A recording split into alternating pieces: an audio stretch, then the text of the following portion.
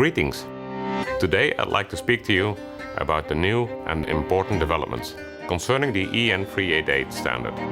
During the coming year, the EU will enact the most sweeping revisions to the EN 388 standard since its inception over 20 years ago. Improved testing protocol is the result of the new standard and will allow you to more accurately select the right hand protection based on more rigorous and standardized test methods. At Ansell, our job is to keep you well informed. Our sales representatives understand what the new regulations require and how the tests have changed.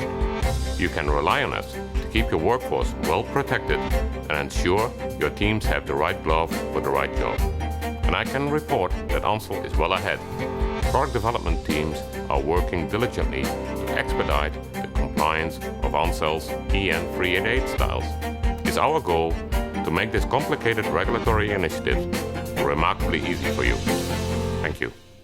This technical standard for mechanical protective gloves was published for the first time in 1994. It ensures these gloves are conform to the PPE legislation.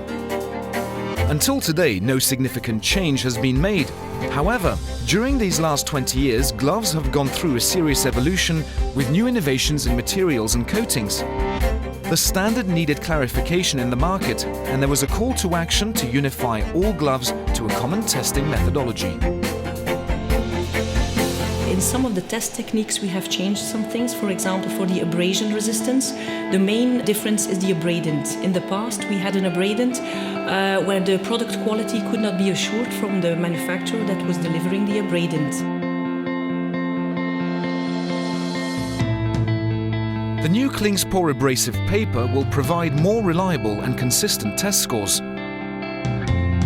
This ensures all gloves are rated consistently and accurately. A specific area of the glove is cut out and positioned on a circular disc that rotates for a period of time.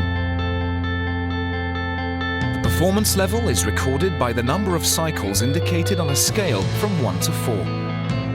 Furthermore, test standard is also a little bit more in detail, so you have a little bit more explanation how to do the test. So that's the main difference for the abrasion test. Then if we have a look at the cut-resistant test, there the main changes are the high cut-resistant gloves that you see with the preliminary test, that the cut resistance of the glove is very high, and you can go to the ISO-cut test to get the evaluation of your glove. So you will get a new extra figure in the complete quotation of your glove. For the EN ISO 13997 test method, a specific area of the glove is cut and fixed to the TDM cut test machine. 6 performance levels have been defined and will be used when the circular blade on the coupe test becomes dull. Impact protection within EN 388, a pass or fail test method, will be introduced for gloves that claim impact protection. Passing gloves include a P in the 6th position in the performance level. Keep in mind that we are testing in a lab, so the reality will be quite different. So it's important to bear in mind that you will have other influences like soiling, like for example weathering conditions that we cannot test in the lab. So it's quite important to get very good information from the experts in industry that really know which glove would be best for you.